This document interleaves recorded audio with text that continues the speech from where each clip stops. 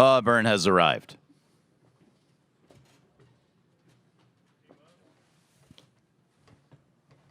Good job, Big Bill.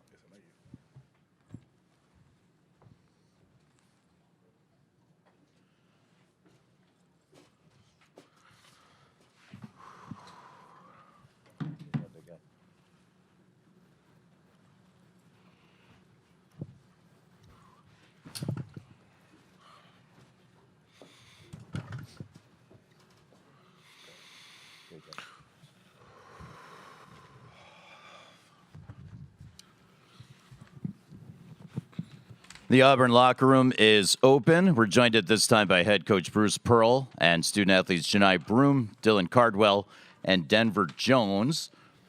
We'll ask Coach to open things up with a statement. Then we'll take questions first for the student athletes. Coach.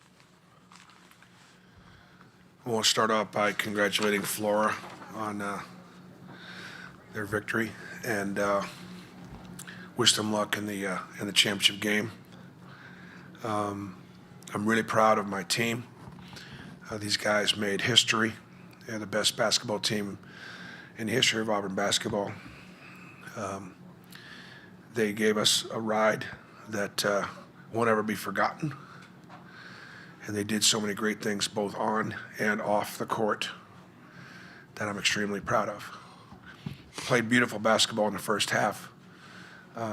We were prepared. We had a great game plan. They executed really well. We only turned the ball over twice. Second half, Florida's effort and energy. The fact that we're not as deep as what we normally are was a factor. And I thought fatigue was a factor.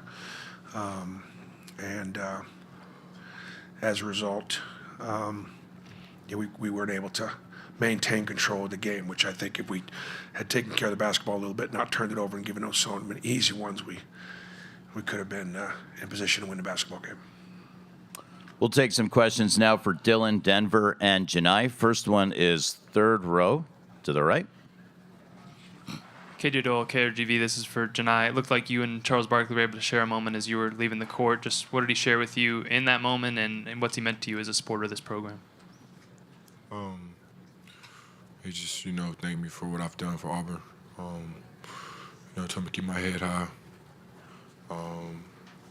Just coming from a guy like who submitted himself in Auburn history means a lot. Next question's up front on the left side.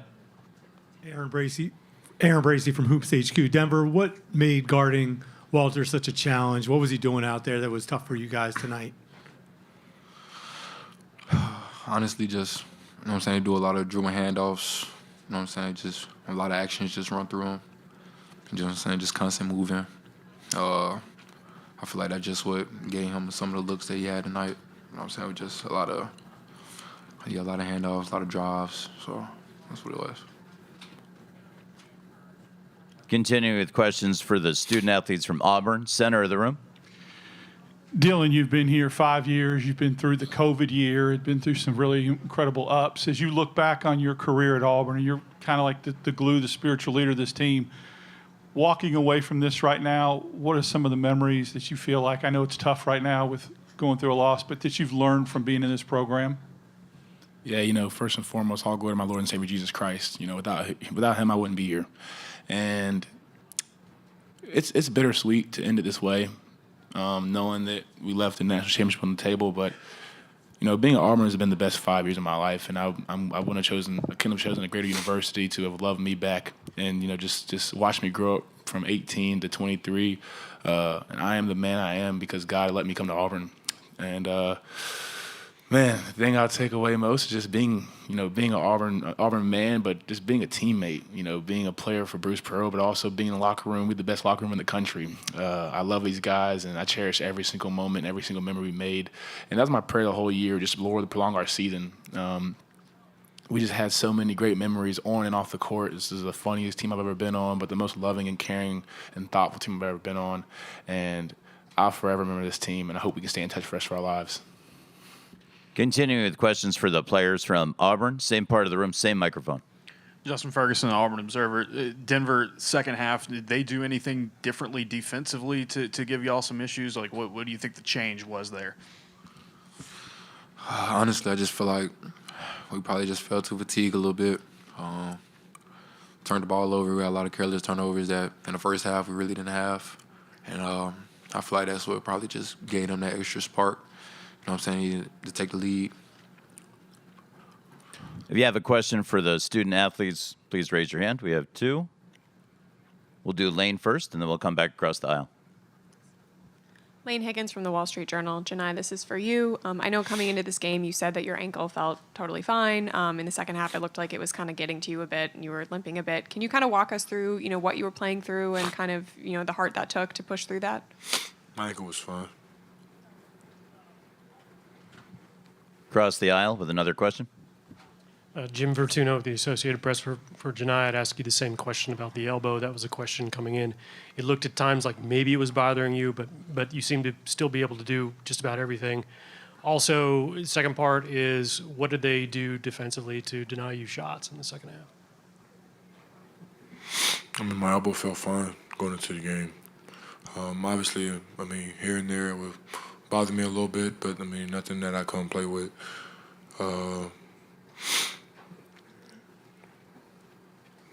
I feel like we got the looks that we wanted to get. I wasn't able to capitalize and finish them.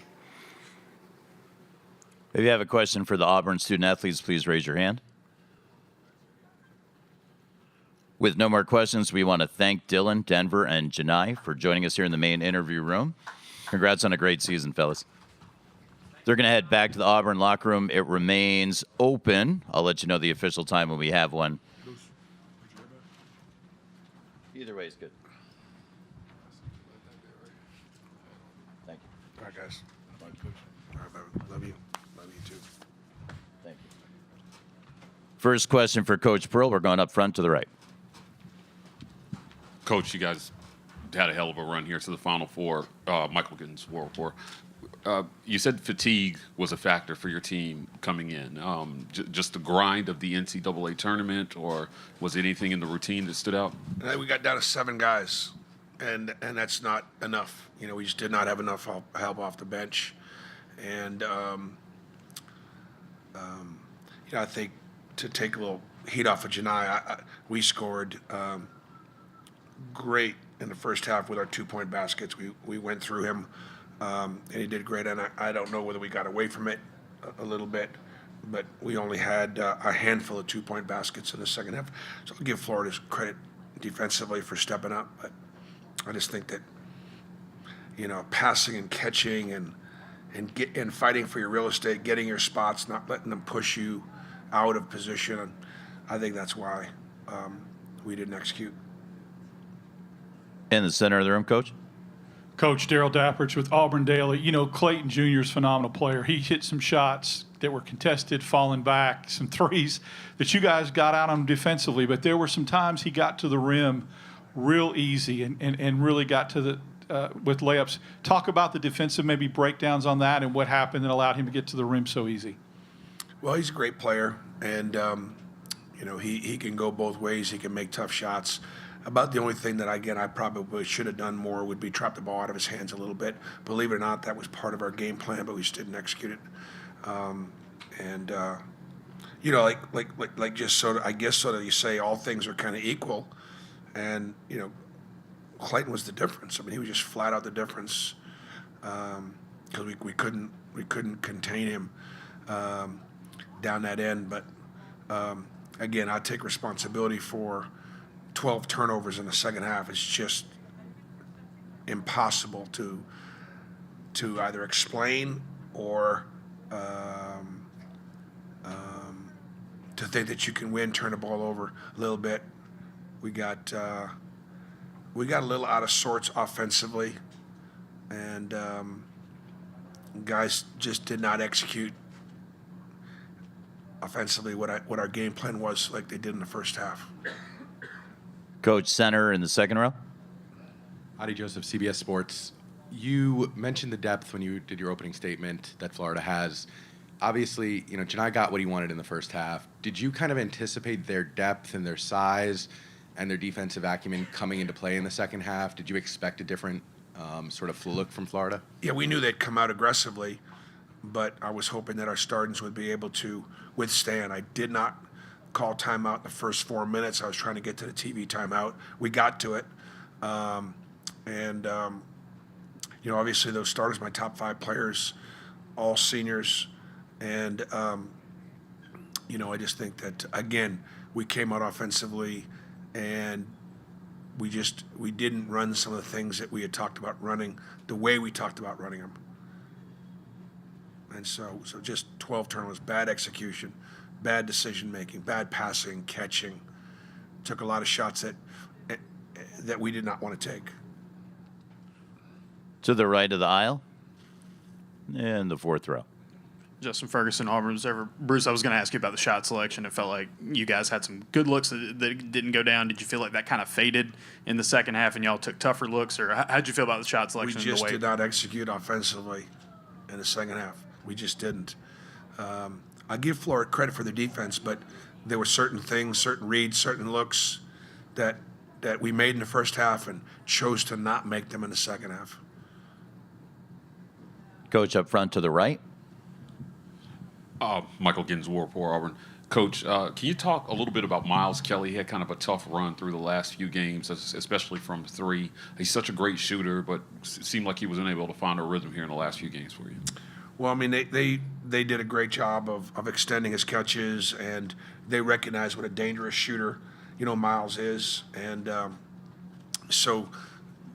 not banging down some of those shots. He got a couple in the first half, and again, felt like we had a really nice. We scored 48 points in the first half, right? 46. We just had a great rhythm, and we got everything we wanted, but we had to work for it. And I just thought we stopped working offensively. Sadly, windshield chips can turn into windshield cracks. But at least you can go to safelight.com and schedule a fix in minutes. Sweet. SafeLight can come to you for free. Don't wait. Go to safelight.com and schedule now. Strengthen the collagen you have and build the collagen you don't with Neutrogena Collagen Bank Facial Moisturizer with SPF, even on the go. He's been sensational all season long. And I know that, he's going to be disappointed because he wasn't elite tonight like he's always been. Give again Florida credit. There's real size in their backcourt and real size in their front court, and again, if he had a better coach, he'd have got him cleaner looks, and he would have had a few more open shots, and that probably would have helped him, play a little better. But if there are 5 of the top freshmen in college basketball this year, Tahad Pettiford is absolutely one of them. And I'm so incredibly proud of him. And I know his teammates are. I trust him. We want to thank Coach Pearl for joining us and congratulate him and Auburn on a terrific season run to the Final Four.